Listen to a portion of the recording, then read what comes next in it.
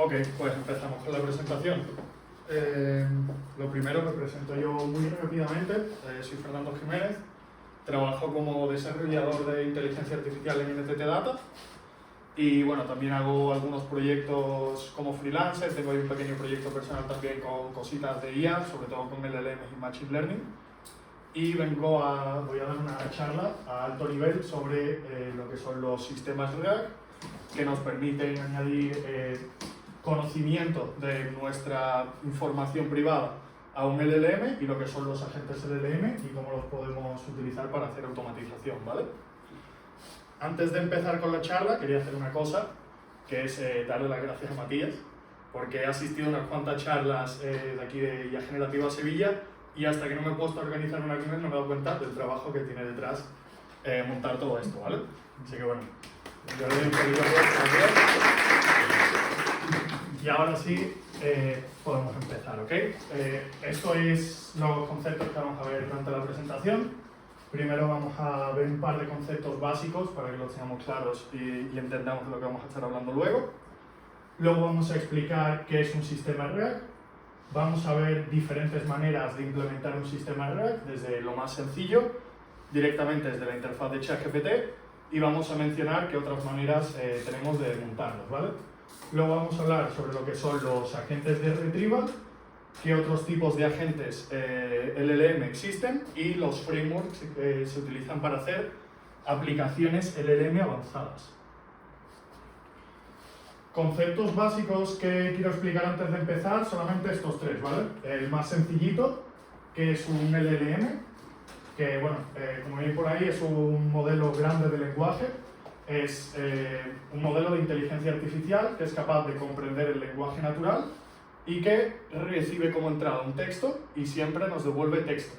Esto ya empieza a desvirtuarse un poco porque están empezando a salir modelos que son multimodales de manera nativa, como GPT-4o, pero bueno, nos quedamos con esa base, de que recibe y devuelve texto. Por aclarar, ChatGPT no es un LLM, GPT-4o sí es un LLM. ChatGPT es una aplicación construida en base a los diferentes LLMs que tiene, los diferentes modelos, con algunas funcionalidades extra. Luego, ¿qué es un agente LLM? ¿De acuerdo? Los agentes LLM son usados en automatizaciones, están compuestos por una o más llamadas a un LLM, son capaces de ejecutar funciones y se encargan de realizar una sola tarea en específico. ¿De acuerdo? En general, un agente LLM para esa tarea en específico va a ofrecer un mejor resultado que una sola inferencia al LLM. Por poner un ejemplo muy básico, cogemos y le pedimos a ChatGPT que nos escriba un artículo sobre qué son los sistemas React. Hacemos una sola inferencia y ChatGPT pues, nos va a devolver el artículo con una introducción, va a explicar unos cuantos conceptos, una conclusión y toda la historia. Está medianamente aceptable. Pero si nosotros tenemos un agente LLM hecho específicamente para crear un artículo que está compuesto por una o más llamadas, podríamos, por ejemplo, empezar dándole el tópico del artículo, que son sistemas React. En la primera inferencia, lo único que va a hacer va a ser pensar cuáles van a ser las diferentes secciones en las que vamos a estar dividiendo el artículo. En una segunda inferencia va a estar escribiendo el contenido de cada una de esas secciones. Y en una tercera inferencia, por ejemplo, puede pulir detalles que hayan faltado, o puede añadir referencias a cuáles son las fuentes de las que ha sacado la información, etc. Estamos obteniendo lo mismo, pero de mayor calidad, utilizando un agente LLM en vez de una sola inferencia, una sola llamada al LLM. Y por último, tenemos el último concepto que quiero explicar, que son los embeddings. Es un pelín más complejo, pero yo creo que se entiende fácil, que lo podemos describir como la representación vectorial o dimensional de una frase, una palabra o un concepto, ¿de acuerdo? Los embeddings capturan las relaciones semánticas entre unas palabras y otras y tenemos que saber que los modelos de embedding se entrenan con grandes sets de datos. Estamos hablando de millones de datos. Los LLM funcionan con esta tecnología. Vamos a darle una vueltecita más a qué significa esto de los embeddings, explicado de manera sencilla, ¿vale? Como hemos dicho, los embeddings son la representación vectorial, o sea, numérica, de una frase, palabra o un concepto. Aquí tenemos, por ejemplo, voy a pasar para el otro lado, tenemos algunas palabras como hombre, mujer y algunos conceptos con los que tiene relaciones semánticas, como por ejemplo puede ser un ser vivo, ser felino, ser un humano, el género, si la palabra es un verbo, si es un plural. Esto de aquí son unos pocos ejemplos, ¿vale? Cuando nosotros estamos haciendo un embedding, estamos trabajando sobre una enorme cantidad de diferentes dimensiones. Cuando hablamos de que captura las relaciones semánticas y que son números, estamos viendo aquí que todas estas relaciones entre una palabra y el concepto son números entre -1 y 1. Y estos son números decimales, son números flotantes. 0,6, -0,2, 0,8. Y podemos empezar a ver un poco la relación que tiene aquí. Vamos a ver, por ejemplo, hombre y mujer, ¿vale? Hombre está relacionado con ser un ser vivo en 0,6. Está bastante cerca del 1 o del 100%. Lo mismo pasa con mujer. Vemos, por ejemplo, que está aún más relacionado con ser un humano, hombre y mujer. En vez de el 0,6 es 0,8. Está muy cerca del 1. Está muy relacionado un hombre y una mujer con un ser humano. Luego tenemos relaciones como las de género, en la que vemos que hombre, el concepto de hombre se relaciona con género como 0,9, mientras que mujer se relaciona con género como -0,7. Están en los lados opuestos, ¿vale? Creo que con esto se entiende lo de la relación numérica. Ahora, ¿qué pasa? Que cada uno de estos conceptos son dimensiones, ¿de acuerdo? Estas relaciones se representan en espacios dimensionales, como dice aquí, de muchas dimensiones. En este caso, esto es una representación solamente de 2 dimensiones para que se pueda entender de una manera más clara, ¿vale? Pero tenemos que entender que los embeddings trabajan con muchísimas dimensiones. Por darle una vuelta más a esto, vemos aquí cómo diferentes palabras están ubicadas en el espacio vectorial de 2 conceptos concretos: el autocuidado y natural.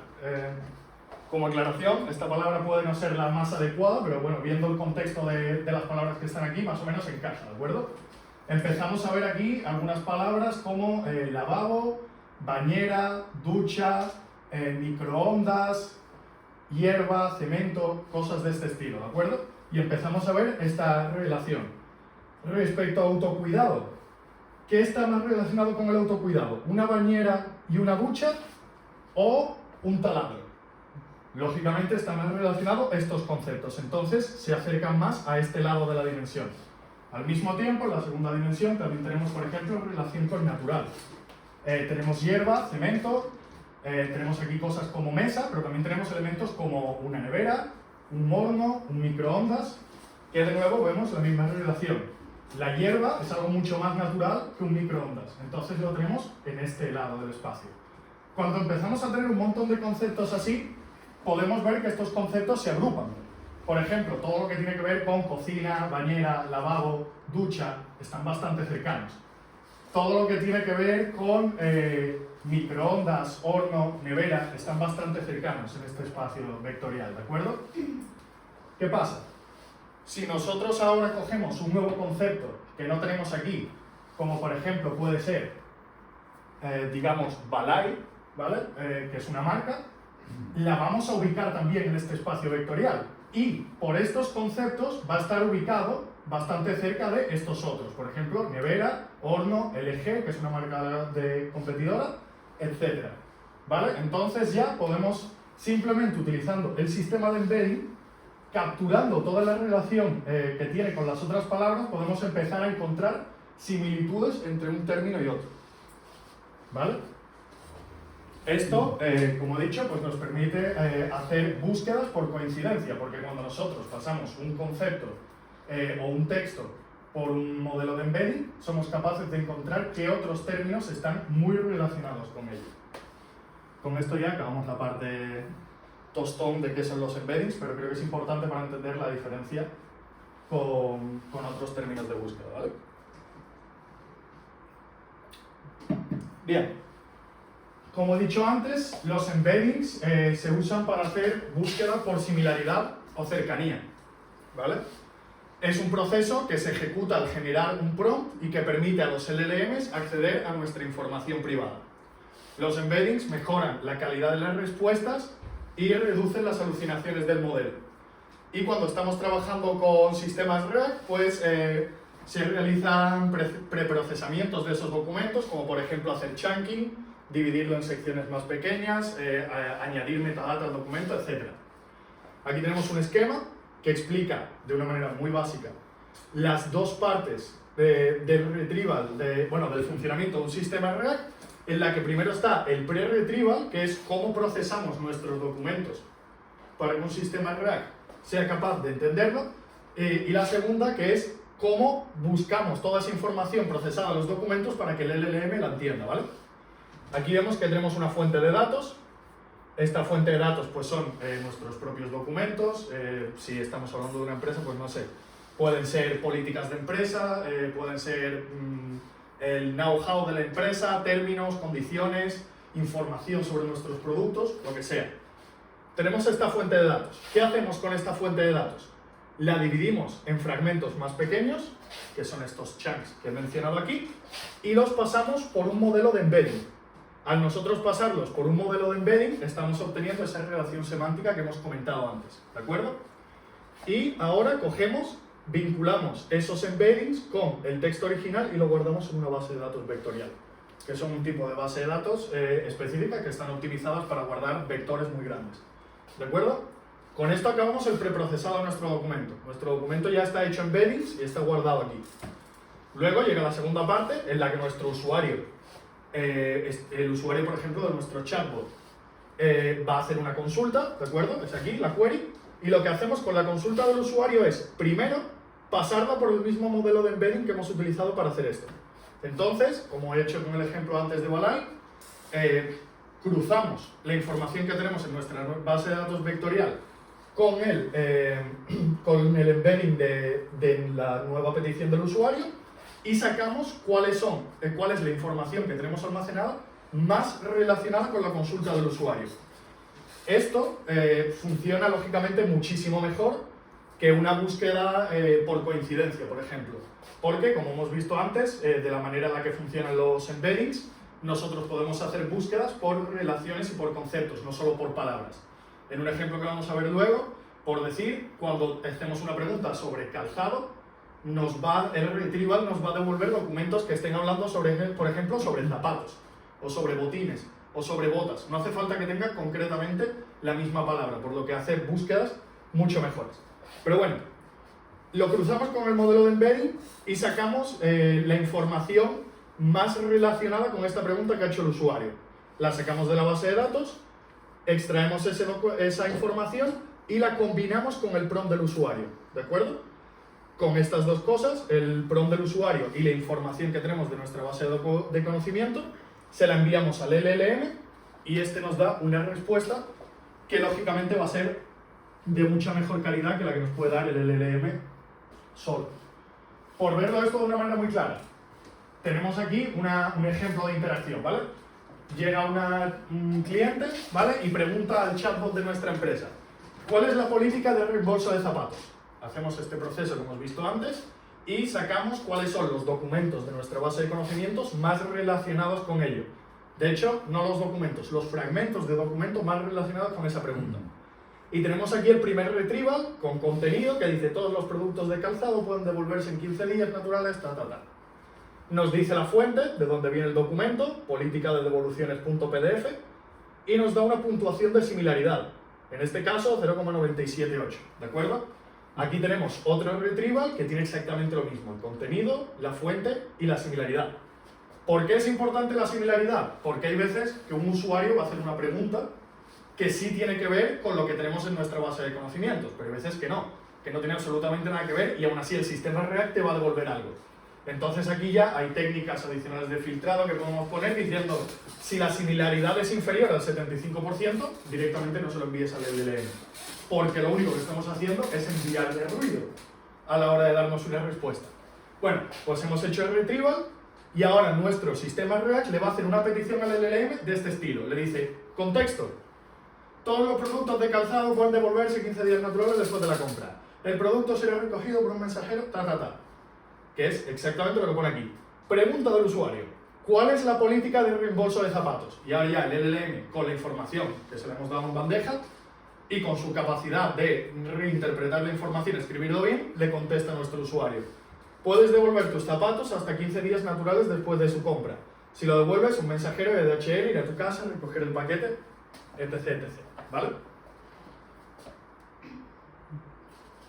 Bueno, esto suena guay, así que vamos a ver cómo podemos hacer esto de la manera más fácil de todas, que es directamente desde la interfaz de ChatGPT, ¿vale? Si sois usuarios de ChatGPT Plus, hay una funcionalidad que podéis usar. Vale, espérate porque me voy a quedar sin cuello. No me hagas esto.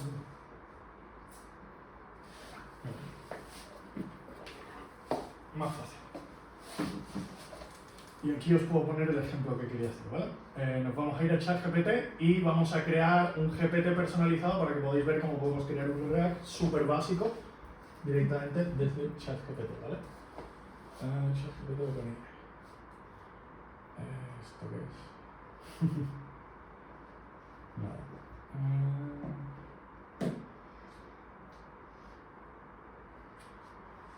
Vale. Muy bien. Vamos a irnos aquí, ¿vale? Y vamos a irnos a mis GPTs. Como he dicho, para esto necesitamos ser usuarios de ChatGPT Plus. Los usuarios de ChatGPT básico no pueden hacer esto. Pero si tenéis el ChatGPT de pago, podéis crear GPTs nuevos que, entre otras cosas, nos permiten crear un React súper sencillo para poder hacerle preguntas en base a nuestros documentos. Lo único que nos pide es un nombre, vamos a ponerle React GPT, una descripción, unas instrucciones, le vamos a decir contestas preguntas en base a documentos. ¿Está bien? Vale. Y ahora vemos aquí que tenemos Knowledge, que básicamente es un sistema en React súper básico, súper limitado, que nos da ChatGPT para que podamos usarlo. Le podemos subir directamente nuestros archivos. Yo le voy a subir este pequeño texto que he preparado sobre nuestro amigo Matías para hacerle un par de preguntas. Y bueno, las capacidades, suelo desactivar esto porque no lo necesitamos. De hecho, creo que no hace falta el Code Interpreter para utilizar el sistema React, pero lo cierto es que nos puede venir bien, sobre todo si vamos a parsear o vamos a subir archivos, por ejemplo, como JSON. El Code Interpreter ayuda a que sea capaz de manejar mejor esa información, ¿vale? Bueno, pues con esto ya tenemos creado el GPT con nuestro archivo subido.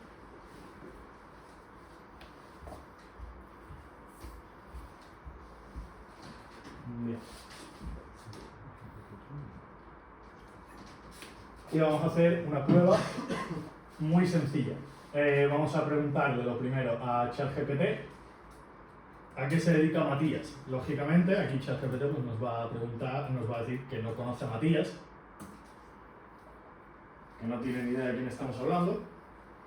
Pero si ahora nos vamos a nuestro React GPT y le hacemos la misma pregunta, a la que obviamente previamente le hemos dado un documento con información sobre Matías, le podemos decir ¿a qué se dedica Matías?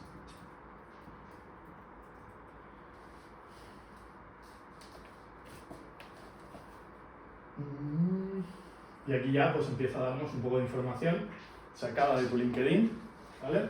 En la que nos dice que es un científico de datos, natural behavior, toda esta historia, ¿vale? ¿Qué pasa? Que aquí tampoco es que nos esté escupiendo la información directamente como viene del documento, la está procesando. De hecho, yo aquí le he preguntado a qué se dedica Matías, pero he metido más información en el React sobre Matías. Ahora le podemos preguntar cuáles son los mayores logros de Matías. Porque aquí vemos que Matías es un auténtico crack, entonces habrá hecho cosas chulas, ¿eh? Y aquí nos dice, nos dice que Matías ha creado modelos predictivos increíblemente precisos, que creó un modelo de Machine Learning que se inscribió a la universidad, que sus eventos son tan magistrales que hasta los algoritmos de inteligencia artificial vienen a atender a ellos. Bueno, creo que se entiende el concepto, ¿no? Es capaz de sacar la información y además de entender bien lo que le estás preguntando. No es simplemente que esté cogiendo aquí nuestro... No es que esté aquí cogiendo simplemente nuestro documento y nos lo esté aquí copy-pasteando, digamos, ¿no? Podemos seguir con la presentación, que tampoco creo yo que vayamos muy bollantes de tiempo. Vale. Uy, perdón. ¿Otra pregunta? Sí, claro. Bueno, me gustaría hacer la pregunta al final, pero... ¿Al final? Vale, como tú me digas. Vale, vamos a dejarlas para el final y así vemos cómo nos organizamos de tiempo, ¿vale? Bueno, acabamos de crear un React súper sencillo en ChatGPT. Esto ha sido un ejemplo súper tonto, pero lógicamente podemos subirles más documentos, podemos subirle documentos con información más estructurada, como por ejemplo un JSON, y aquí el consejo que os he dicho antes de activar el Code Interpreter, pero tiene limitaciones. El React de un GPT personalizado nos admite hasta 19 documentos. El tipo de archivos que admite está limitado y sobre todo no tenemos ningún control sobre el proceso de retrieval ni tampoco sobre el preprocesamiento que hacemos a los documentos. ¿Qué significa esto? Que si por ejemplo subimos un archivo como un Excel, el sistema React va a petar, básicamente, porque no es capaz de interpretar un Excel. No está pasando la información de una manera adecuada para que el LLM sea capaz de entender bien la información que tenemos dentro del Excel. Si es un Word, un TXT, un PDF, pues funciona bastante bien, ¿de acuerdo? Es propenso a alucinaciones, pero no tiene ningún coste extra, más allá de ser usuario de ChatGPT+. Y, lógicamente, pues solo lo podemos utilizar desde la interfaz de ChatGPT, ¿vale? Si tenemos necesidades un poco más avanzadas, pero siguiendo dentro de OpenAI, podemos crear un React directamente con la API de OpenAI. Tenemos un endpoint que se llaman Assistants, ¿de acuerdo? Que ya nos permiten hacer funcionalidades más avanzadas. Aquí con el proyector, pues la verdad es que no se ve muy bien, pero bueno. Estos son la pantalla de configuración de un Assistant y la pantalla de configuración de un almacenamiento vectorial directamente desde OpenAI, ¿vale? Admite el mismo tipo de archivos que los de ChatGPT y tampoco tenemos control sobre el proceso. De hecho, ahora voy a comentar una cosilla sobre ello. Cosas buenas de estos Assistants, que ya pueden ejecutar funciones. No es solo que nosotros le estemos haciendo preguntas en base a un archivo, sino que aquí ya podemos complejizarlo un poco más. Aquí, creo que lo pone aquí, es que se lee súper mal. Creo que es donde puedes empezar a escribir definiciones de funciones y el Assistant va a ser capaz de ejecutarlas. Luego vamos a ver cómo funciona esto. Es menos propenso a alucinaciones, pero pagamos por uso. Y de hecho no pagamos poco. O sea, cuando nosotros estamos montando un React utilizando este sistema, estamos pagando, por un lado, por utilizar el endpoint de Assistant, que ya nos cobran por su uso. Por otro lado, nos están cobrando por todos los tokens que estamos consumiendo a la hora de utilizar este modelo. Y por otro lado, nos están cobrando por el almacenamiento vectorial que estamos usando de OpenAI, ¿vale? Y como dice aquí, el retrieval está bastante poco optimizado. Lo cierto es que el Assistant desde la API de OpenAI da buenos resultados, pero eso consume un montonazo de tokens. O sea, para hacer una prueba de concepto, no sé, hacerle una demostración a un cliente o hacer un experimento, nos puede venir bien, pero para subir a producción algo funcionando con esto, de verdad consume muchísimos tokens. Yo he llegado a pensar que directamente le está pasando el documento casi entero para que saque de ahí la información como buenamente pueda. Cosa buena de esto, que lo podemos ya directamente integrar con nuestras propias aplicaciones porque se puede conectar desde una API, ¿vale?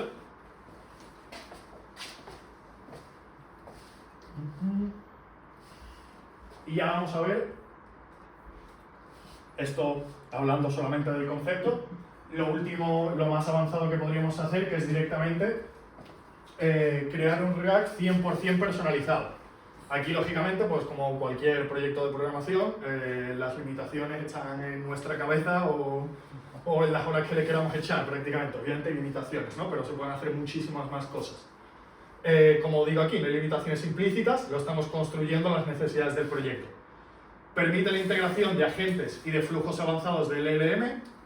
Tiene un mayor costo de desarrollo, lógicamente, porque para poner esto en marcha necesitamos un programador o un equipo de programadores. Y se suele desarrollar con frameworks como LangChain o JamaIndex. Luego vamos a ver un poquito más de detalles sobre LangChain y JamaIndex.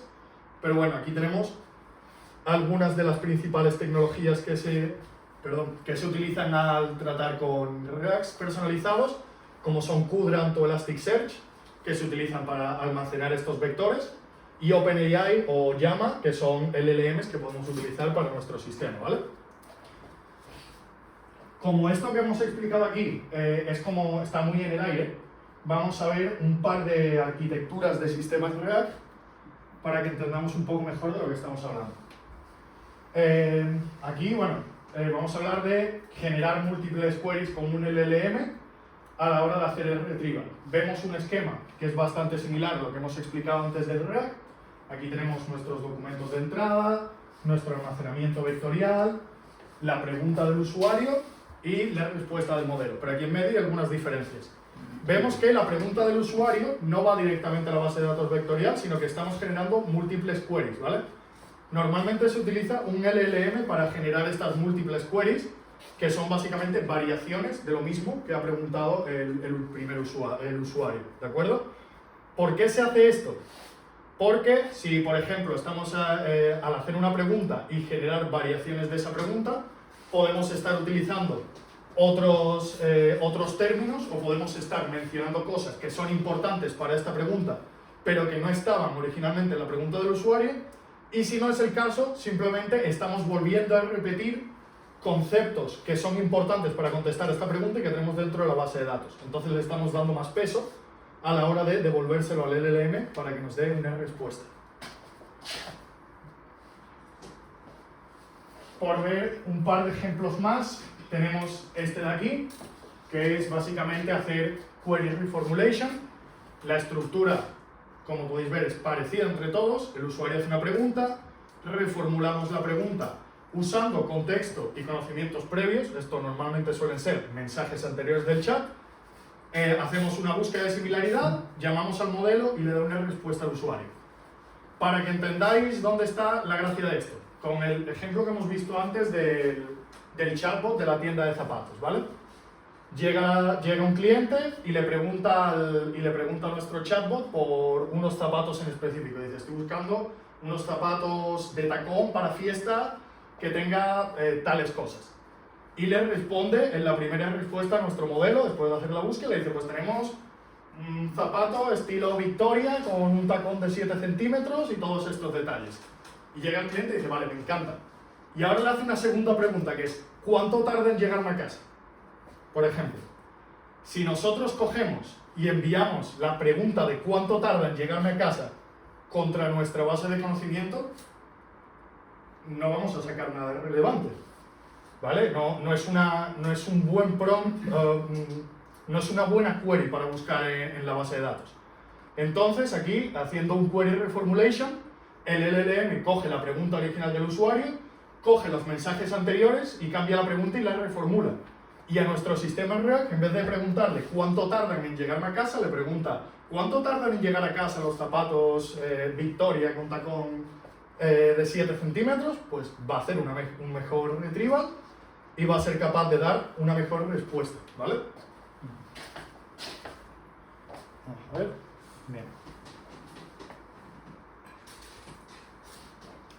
Luego, creando chunks más pequeños para mejorar el retrieval de la información. Hemos hablado antes de que nosotros, al preprocesar el documento, lo estamos dividiendo en diferentes fragmentos más pequeños, en diferentes bloques de texto, ¿vale? También hemos dicho que nosotros usamos un embedding que captura el significado de ese bloque de texto para hacer una búsqueda. ¿Qué pasa? Que en algunos casos muy específicos, si tenemos información muy variada en el documento, por ejemplo, puede ser que en un mismo chunk estemos hablando de 2 o 3 cosas diferentes. Y a la hora de hacer una búsqueda por similaridad, estamos perdiendo contexto, estamos perdiendo información que nos es valiosa a la hora de hacer el retrieval. Entonces, nosotros hacemos chunks más pequeños que tienen embeddings más específicos para ese asunto en concreto y luego simplemente lo que hacemos es añadirle contexto adicional. Por ejemplo, cogemos un chunk que son 100 caracteres o un par de frases y luego a esos 100 caracteres, que son los más relevantes según mi búsqueda de similaridad, antes de enviárselos al LLM, le añadimos 100 caracteres antes y 100 caracteres después para aumentar el contexto. Y luego ya eso se lo enviamos al LLM. Puede mejorar los resultados en algunos casos, ¿vale? Bueno, para cerrar sobre los sistemas RAG, os voy a dar un par de tips que al menos a mí los tomo como bastante importantes. El primero, ya lo he comentado varias veces, el preprocesado de los documentos es clave, ¿vale? Una de las cosas que más afecta a la calidad de un RAG, que sea capaz de sacar la información que nosotros realmente estamos buscando, es preprocesar bien los documentos. Como he mencionado antes, por ejemplo, con el Excel. Si nosotros cogemos y subimos un Excel al sistema RAG y no tenemos ningún tipo de sistema de preprocesado, vamos a convertir el Excel a texto plano. Entonces ya la información que está debajo de la cabecera de la tabla está completamente separada del resto del contenido. Toda la información pierde la estructura. Ya el LLM no va a ser capaz de interpretarla. Pues lo mismo pasa aquí, lo mismo puede pasar en un documento Word en el que tenemos encabezados más grandes o tenemos la información dividida de alguna manera de este estilo, ¿vale? Evita duplicidades de información. Lógicamente, un sistema RAG va a funcionar si le cogemos y le metemos 45 documentos y empezamos a hacer preguntas, pero lo ideal es que la información no se esté repitiendo todo el tiempo. Porque cuando nosotros hacemos un retrieval, estamos sacando un número limitado de chunks. Por ejemplo, estamos sacando los 5 fragmentos de documento más relevantes. Si tengo la misma información en muchos documentos, voy a sacarme 5 veces la misma información. Vamos a estar metiendo ruido o vamos a estar dándole menos información de la que debería a nuestro LLM, ¿vale? Luego, aplicar metadata a los archivos. Si nosotros aplicamos metadata, seremos capaces de hacer mejores filtrados de sobre qué archivos hacer esta búsqueda de similaridad y podremos seguramente sacar mejores información más relevante. Esta de aquí, que me parece bastante interesante, que es usa modelos de embeddings específicos para tu caso de uso. Os voy a poner un ejemplo que conozco, que es, por ejemplo, empresas de la industria farmacéutica. Esto estamos hablando en Alemania, ¿vale? Empresas de la industria farmacéutica que también están utilizando este tipo de sistemas RAG. O sea, esto que estamos explicando realmente es algunos de los proyectos de IA que hacen las empresas grandes. Utilizan modelos de embedding específicos. ¿Por qué? Porque una empresa de la industria farmacéutica utiliza una terminología muy específica, ¿vale? Estamos hablando de síntomas, de medicamentos, de ingredientes, de componentes, de palabras, podríamos decir, muy raras para que un modelo de embedding general que utilizamos para entender tanto estos componentes farmacéuticos como la última noticia del marca, pues estamos perdiendo información, ¿vale? Si utilizamos un modelo de embedding específico entrenado con información de nuestro sector, vamos a ser capaces de extraer más información y más características de un mismo texto. Por lo tanto, va a mejorar el retrieval. Y por último, cosa que es lógica, probar la calidad de las respuestas, ¿vale? Nosotros montamos un chatbot, por ejemplo, vamos a comprobar que cuando le hacemos una pregunta conteste lo que esperamos, que no tenga alucinaciones, que cuando esté haciendo el retrieval no nos esté sacando información de un documento que no tiene nada que ver. Hay que probar y hay que afinar todo el proceso, ¿vale?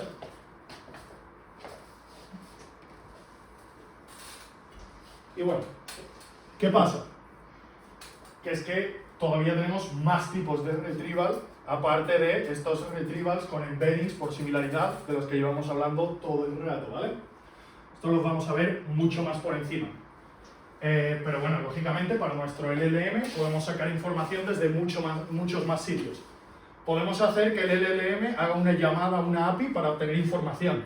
Por ejemplo, me lo invento, a la API del tiempo, para saber qué tiempo hace en una ubicación en específico en ese momento exacto para que te pueda dar una respuesta. También puede ser la API propia de nuestra empresa donde tenemos información importante del estado de la producción, por ejemplo.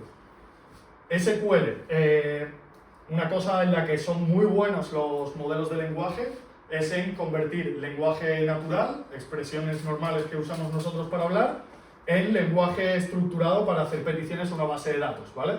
Si nosotros cogemos al LLM y le damos la estructura, la definición de nuestra base de datos, el LLM va a ser capaz de comprender lo que yo estoy diciendo en palabras naturales y convertirlo en SQL.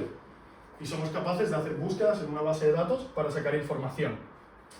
También está el Web Search, este lo conocemos de sobra. ChatGPT, si le hacemos una pregunta y no tiene demasiada información, hace un Web Search directamente y busca en Google, por ejemplo, para sacar más información. Y luego ya estos dos de aquí, que son Otra cosa son retrievals con Machine Learning, en los que bueno, se pueden utilizar modelos de Machine Learning para hacer búsquedas en base a características latentes. Entendemos características latentes como características que no están visibles a primera vista en la información que estamos viendo. Por ejemplo, podríamos utilizarlo para encontrar tickets de soporte. Imaginaros que estamos hablando de un chatbot que se utiliza para dar soporte a incidencias, ¿vale? Podemos hacer embeddings del contenido de estos tickets y podemos utilizar un algoritmo de Machine Learning para compararlo con otros embeddings de otros tickets y sacar información, patrones adicionales de los que tendríamos directamente haciendo simplemente una comparación de proximidad en el espacio vectorial, que es lo que hemos visto antes de cómo funcionan los embeddings.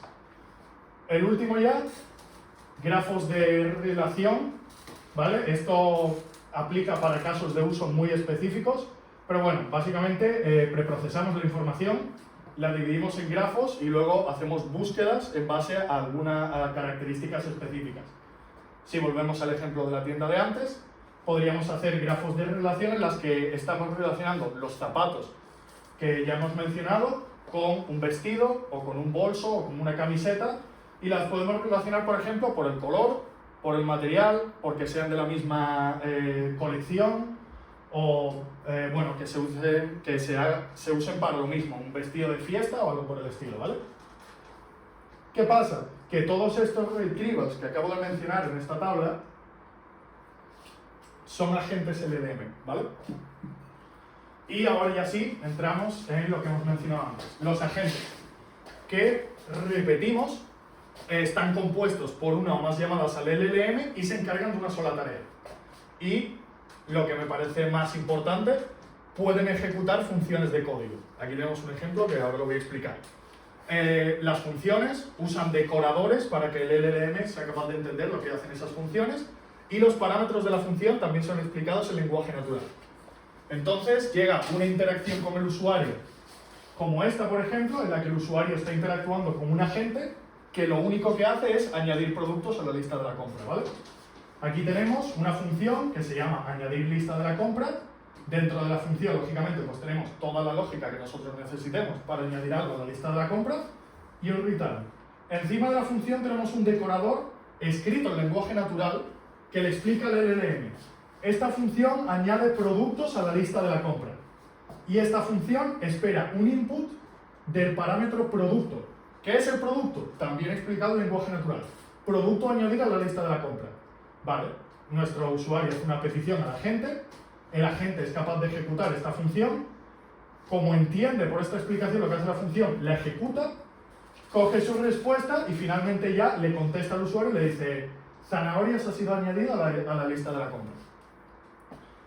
Esto de aquí es un ejemplo súper sencillo de lo que puede hacer un agente. Ahora, la gracia de esto está cuando empezamos a hacer esto mucho más a lo grande, ¿vale? Hablando de automatización avanzada con IA. Por cierto, a ver cómo vamos. Perfecto. También existen los agentes reflexivos, ¿vale? Son otro tipo de agentes en los que el LLM valora si la respuesta actual que está generando cumple con todo lo que nos ha pedido el usuario. Puede reiterar en el proceso y puede ejecutar un set de funciones preestablecidas. El mismo ejemplo que hemos dicho antes, tenemos un LLM que es capaz de ejecutar, ahora no la función de añadir un producto a la cesta de la compra, es capaz de ejecutar dos funciones. No nos importa cuáles sean ahora mismo. El usuario hace una llamada al LLM, ¿vale? Y dice, bueno, pues necesito ejecutar los dos tools. Primero voy a ejecutar el primero, lo ejecuta, observa cuál es el resultado de esa ejecución y dice, vale, proceso válido, podemos pasar al siguiente paso. Luego ejecuta la segunda herramienta y observa cuál es el resultado. Dice, no me sirve. Esta función que he ejecutado o no me ha devuelto la información que yo esperaba, o no me ha devuelto un OK porque algún parámetro que le he dado es fallido, o bueno, hay muchas casuísticas aquí. Como el LLM puede reiterar en el proceso, lo único que va a hacer es volver a llamar a la herramienta de nuevo con otra información. Cuando ya el estado es efectivamente el que nosotros queremos, pues cogemos y le devolvemos la respuesta al usuario. ¿Qué pasa? que aquí estamos hablando todo el tiempo de agentes llamando a funciones. Y ya hemos visto que los agentes se pueden complejizar, pero es que un agente puede llamar a otro agente, ¿vale? Y esto ya empieza a convertirse en un entramado bastante complejo, con bastante profundidad, en la que un agente llama a otro y se anida uno de otro y empiezan a ejecutar un proceso, ¿vale? En el que podemos acabar haciendo algo como esto. Esto es un caso hipotético, ¿vale? Pero se podría hacer. Tenemos aquí, de nuevo, una interacción del usuario con nuestro sistema de agentes, en la que el usuario lo único que está pidiendo es envía un correo a Carlos con los modelos de impresora que tenemos en stock. Nuestro sistema de agentes lo primero que hace es llamar a un agente que busca en el libro de contactos y dice: Carlos, ¿estás hablando de Carlos Trujillo con este email? Y le dice el usuario: sí, vale, el estatus es ok. Pues ahora llega al sistema de agentes y llama al siguiente agente, que se encarga de buscar las impresoras en stock en la base de datos. Obtiene la información, ok. Siguiente proceso, escribe el correo, llama a otro agente específico para escribir el correo electrónico. Lo procesa y ahora ya pues nos da una salida al usuario y aquí le está poniendo un ejemplo del correo electrónico. Hola Carlos, aquí tienes el listado de impresoras, bla bla bla. ¿Quieres hacer algún cambio en el email? El usuario le dice, todo está bien, envíalo. El agente envía el email y con esto finaliza la interacción con el usuario. Le dice, email enviado a Carlos Trujillo. Como he dicho, o sea, esto es un ejemplo, ¿no? Una suposición, pero siguiendo esta lógica de agentes anidados que pueden ejecutar funciones y pueden ejecutar otros agentes, podemos conseguir algo como esto.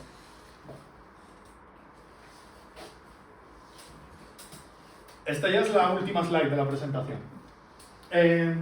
Vamos a mencionar rápidamente cuáles son los frameworks más populares para trabajar con LLMs. Lógicamente, todo esto que hemos estado hablando en la última parte de la presentación son ya flujos de LLM y aplicaciones LLM avanzadas, ¿vale?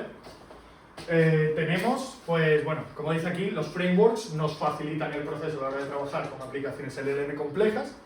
Son una capa de abstracción adicional sobre los SDK de las tecnologías más populares para el LLM, como hemos visto antes, proveedores de bases de datos, como Qdram, como Elasticsearch, y también tecnologías como los modelos, o como simplemente poder hacer las búsquedas de similaridad. Todas estas funcionalidades nos las mete ya en un framework relativamente sencillo de usar. La verdad es que no es demasiado complicado.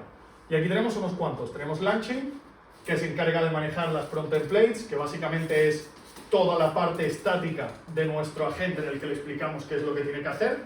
Dentro de estas prompt templates tenemos la parte estática y tenemos las variables con la entrada de lo que ha pedido el usuario. Integra con las principales bases de datos vectoriales. Es capaz de llamar a funciones y a agentes, los tools. Tiene unas cuantas librerías ya para parsear documentos, como el ejemplo que hemos dicho antes del Excel, entre muchos otros documentos. Y también tiene algunas funcionalidades para parsear la salida. Por ejemplo, cuando le estamos pidiendo al LLM que la información nos la devuelva estructurada en un JSON, ¿vale? En vez de coger aquí la respuesta como un string y al intentar parsearlo como un JSON, directamente ya tenemos un output parser que nos dice esto es un JSON válido o no. O esto es un JSON que tiene estos atributos específicos que tú necesitas o no, ¿vale? JavaIndex es similar a LangChain, pero está más enfocado en construir sistemas React. Es un poquito más de alto nivel, lo que significa que tenemos menor control sobre cada uno de todos los aspectos de la aplicación que estamos construyendo, ¿vale? Y aquí por último tenemos LangSmith y LangGraph. Estos dos son dos frameworks que se integran con LangChain, ¿vale? LangSmith está específicamente enfocado en testear y monitorear el rendimiento de nuestras aplicaciones, ¿vale? Podemos ver, por ejemplo, cuando hacemos una pregunta a un agente, cuántas inferencias por dentro está autogenerando el mismo, cuántos tokens ha consumido en cada llamada, cuánto ha tardado en darle la respuesta final al usuario. De hecho, podemos ver incluso toda la lógica interna que está corriendo el LLM y que el usuario desde el frontend no ve, pero nosotros desde LangSmith sí.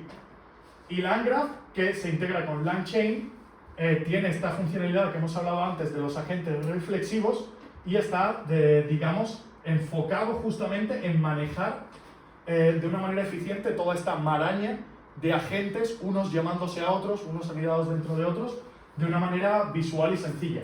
De hecho, con LangGraph podemos generar gráficos y podemos ver de una manera visual cuál es la lógica que tenemos dentro del proyecto, ¿vale? Ya por cerrar, esto a lo mejor os parece valioso, tenemos aquí el LangSmith Hub y el Llama Hub, en el que podemos ver unos cuantos ejemplos de la comunidad de aplicaciones que han hecho justamente con estos frameworks. No sé si le queréis hacer una foto Sí, o... ¿El qué? Estaba apuntando Vale. con el móvil directamente. Y nada, con esto ya cerramos la presentación. Espero que os haya gustado, de verdad lo espero que no haya sido, que no os haya parecido un embotellamiento de demasiada información o que no os haya parecido algo demasiado básico y poco técnico. Bueno, a ver, hay diferentes perfiles aquí. Y nada, poquito más. Gracias por vuestra atención. Ahora podemos hacer reflexiones y preguntas, ¿vale?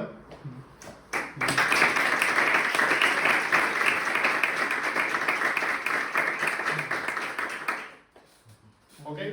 Vale, la pregunta que yo tenía, bueno, ya había sido resuelta, era el tema con respecto a si un sistema RAP podría ser lo mismo, o con el ejemplo que hayas puesto del documento PDF, se hace lo mismo pero con APIs.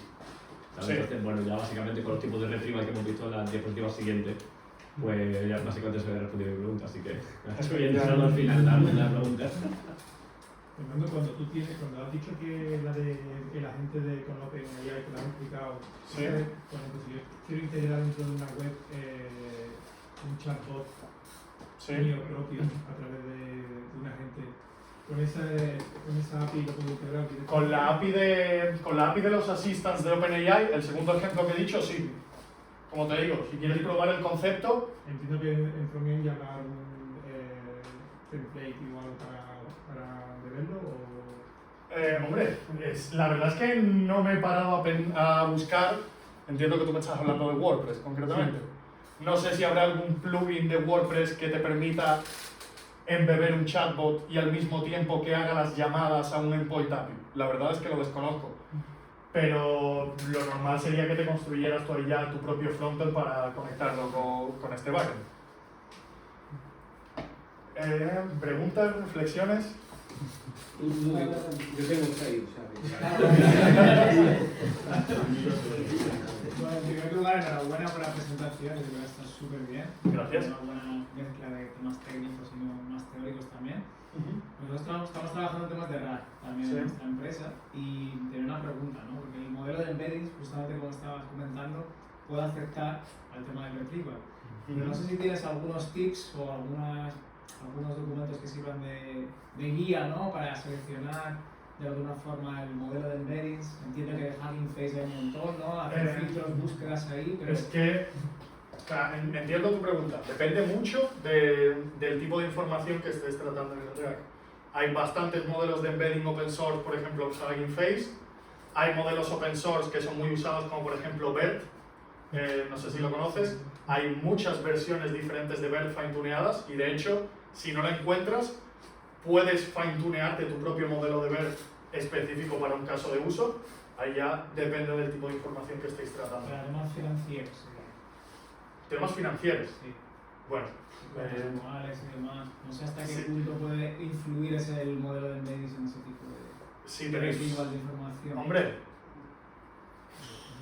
habría que ver el documento. Claro. O sea, esto Si es son probar, ¿vale? documentos complejos, entonces, bueno, sí que es verdad que claro, son PDFs de 400, 500 páginas con un montón de tablas, de figuras que justamente en la demo que estabas mostrando ahora, y ChatGPT, o sea, olvídate. Exacto. Que vas a traer y a parsear el PDF, ¿no? Entonces, claro, yo quería ver un poco ahí hasta qué punto podía influir ese modelo de embeddings en la respuesta y si hay algunos parámetros que podamos utilizar también para valorar, ¿no? La performance del modelo de embeddings. Claro, pues, a ver, ahí es lo que te digo. Lo primero que haría sería ver cuál es el contenido que hay en los documentos, ¿vale? Sí. Lo que se puede hacer ahí, como te digo, es si tienes un set de datos grandes y tenéis recursos para ello, podréis poneros a intentar fine-tunear un modelo de BERT y ver si eso os mejora el resultado. Pero bueno, también Si sabéis qué tipo de información hay en unos documentos en específico, podéis empezar a hacer un set de datos para automatizar los tests y podéis ver cuando le estáis haciendo una pregunta si el modelo de embedding está sacando la información de los documentos que vosotros sabéis que son los correctos o si está alucinando. O sea, aunque tengáis unos cuantos ejemplos ya podéis ver cómo deficiente es el modelo de embedding capturando todas las características del texto.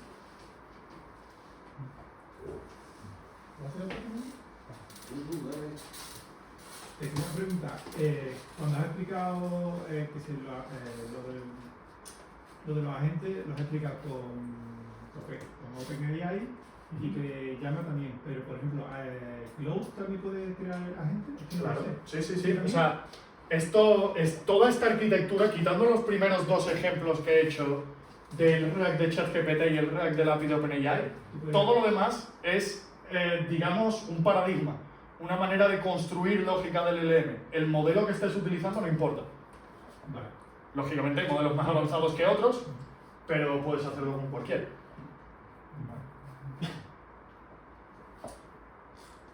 ¿Sí?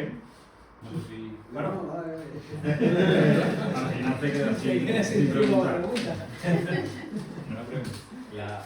La métrica, por ejemplo, para comparar dos embeddings entre sí, yo sé que la que más se usa es la de la similaridad del coseno, porque al fin de cuentas son vectores y aunque sea multidimensional, pero puedes comparar otras métricas que tú conozcas para Hombre, comparar los embeddings. lo cierto es que no nos hemos parado a evaluar justamente la eficiencia de diferentes modelos de embeddings. Yo estoy mucho más enfocado a la parte de construir toda esta lógica con los agentes. Como has dicho, la similitud del coseno se suele utilizar, pero no seré capaz de decirte más allá de ahí. Lo siento. Gracias. ¿Sí? Primero, felicidades, me ha gustado mucho. Pero has comentado que en ambos modelos alucina, que te alucina en Sí. cualquier caso. Yo pensaba realmente que por la parte de los RAP lo que tú evitas es que alucine. ¿No Sí. hay ninguna forma de evitar que alucine? A ver, que un modelo LLM alucine, no alucine nunca, yo creo que es inevitable. O sea, siempre hay ese tipo de fallo, porque al fin y al cabo estamos generando texto utilizando este tipo de tecnología. Esto no es nada seguro, ¿no? Pero lógicamente o sea, estamos hablando de que puede alucinar, sobre todo por la mala calidad del contexto que le estamos pasando al LLM, especialmente en ChatGPT y con los asistas de OpenAI, porque no tenemos control realmente de qué información está extrayendo el documento y se la está dando al LLM. Si eso no está claramente estructurado, el LLM es capaz de entender que lo que le estás mencionando en otro chunk esté relacionado con este y ya empezar a hacer sus cavilaciones mal hechas y tener una alucinación. Si nosotros hacemos mayor preprocesado, cuidamos más toda la parte de retrieval, evitamos más ese tipo de alucinaciones. Pero siempre hay posibilidades. Siempre hay posibilidades de alucinaciones, sí. Lo de los chats me parece súper interesante. La siguiente pregunta es, ¿se puede realmente hackear una query? O sea, ¿puedes un chatbot hackearlo con algo? Hombre, esto es lo del jailbreak de ChatGPT y toda esta... No. O sea, hackearlo... ¿Por qué no lo hace que te dé información que quizá... Vamos a ver, esa pregunta no sé, es difícil de entender exactamente, pero bueno, yo entiendo que si estamos trabajando con este tipo de sistemas en el que el LLM está iterando varias veces sobre la petición del usuario, va a ser muy difícil que tú seas capaz de, por ejemplo, meterle un SQL injection utilizando el LLM como punto intermedio, si te refieres a eso con hackear. Por ejemplo, hacer una consulta en la base de datos que no se debería de hacer. Ahí la consulta de la base de datos posiblemente no sepas que tienes que consultar, pero sí que tal vez te dé información que no debiera. Antes sí se podía. Antes los GPTs, cuando tú empezamos, sí se podía, pero ya no están trabajando cada vez más. De hecho, ahora tienen una inclusión dentro, es decir, para que tú los GPTs no puedas pedirle, porque antiguamente cuando tú te metías en los GPTs podías decir, oye, dime cómo está hecho internamente, más o menos. De hecho, había un prompt para sacarle el prompt que habían utilizado para crearlo. Pero creo que ya casi todas las cosas que como pienso,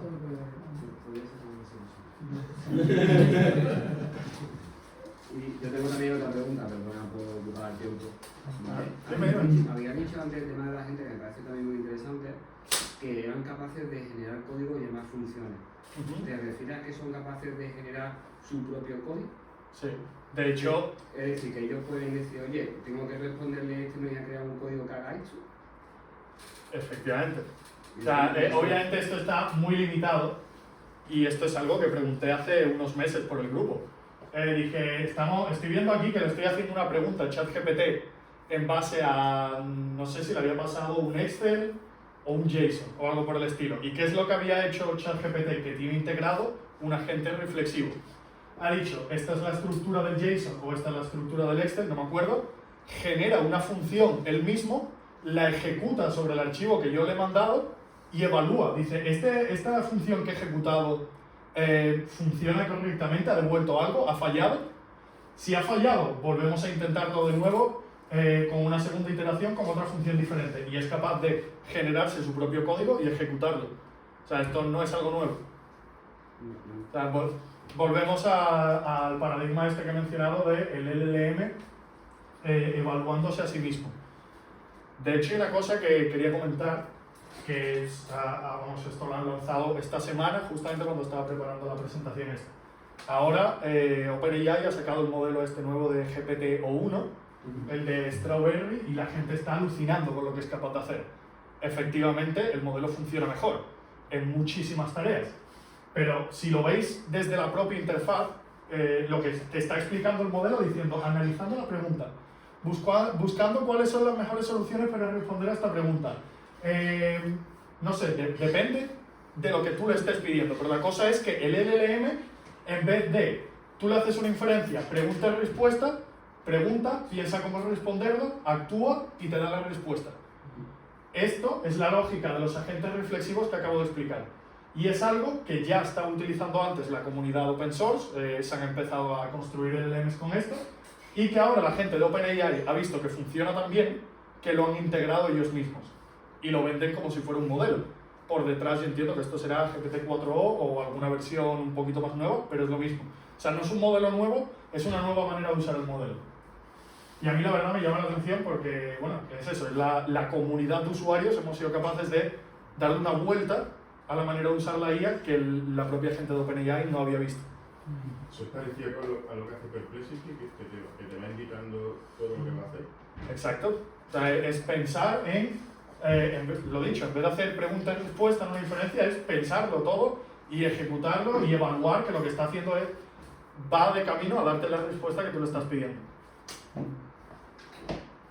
Cuando hablas que el modelo desarrolla su propia función y ejecuta su propia función, ¿realmente cómo lo hace? ¿Desarrolla un script, ejecuta con el input que él tiene y analiza el output que le devuelve la...?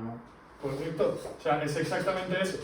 Lo mismo que tú le llegas a ChatGPT y le pides una función de algo, te la copias y la pegas y la ejecutas en tu ordenador con tu entorno, las propias instancias de ChatGPT también tienen lo mismo para ejecutar el código que el LLM acaba de generar en base a lo que necesita hacer para ti. O sea, también por cosas como estas es por lo que digo que ChatGPT no es un LLM, es una herramienta construida sobre un LLM con varias cosas por encima.